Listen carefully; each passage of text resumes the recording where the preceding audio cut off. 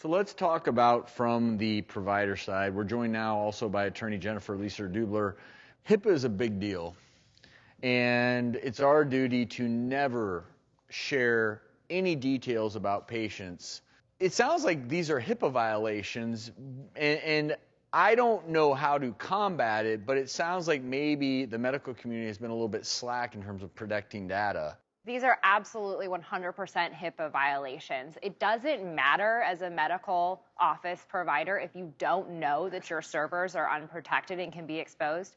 It's still a HIPAA violation. And of course, it's going to range anywhere from fines of like $100 or so to actual time in custody and millions of dollars worth of fines if you are willfully negligent and not protecting that information. So if, as a medical provider, you are aware that your servers are exposed and you don't take any steps to remedy that, you're looking at potentially jail time. And you two run your own practices. Sure we so do. I'm curious from your all's perspectives, with this technology, you're doctors.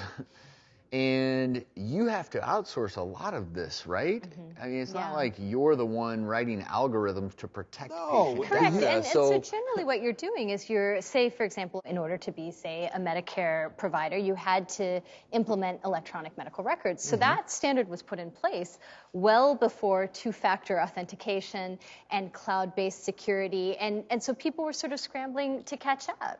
So sometimes it's challenging because the technology outstrips the security, and you're still liable for this HIPAA violation if it occurs. So it's a really rapidly changing and complex landscape. As and a doctor, to answer your I'm sure question, you I feel mean, the we same. have to enlist, IT experts that install the systems, that monitor the systems, that tweak the systems on a regular basis. I mean, so the question then, and I'll ask you this, Jennifer, as the attorney, who is ultimately at fault here? Is it the IT company that is supposed to set up this system where hackers can't get the data? Is it the responsibility ultimately of the providers?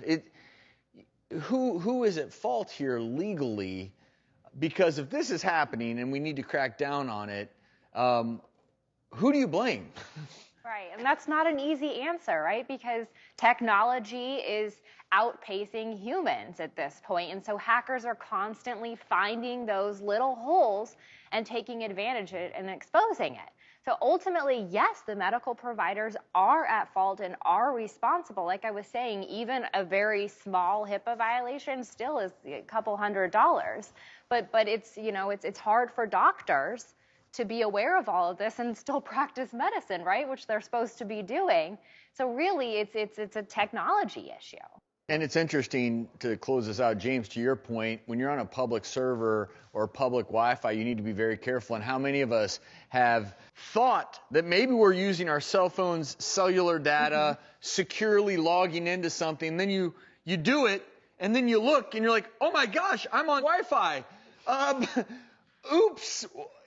And I think we all just need to be more conscientious of the sharing of data.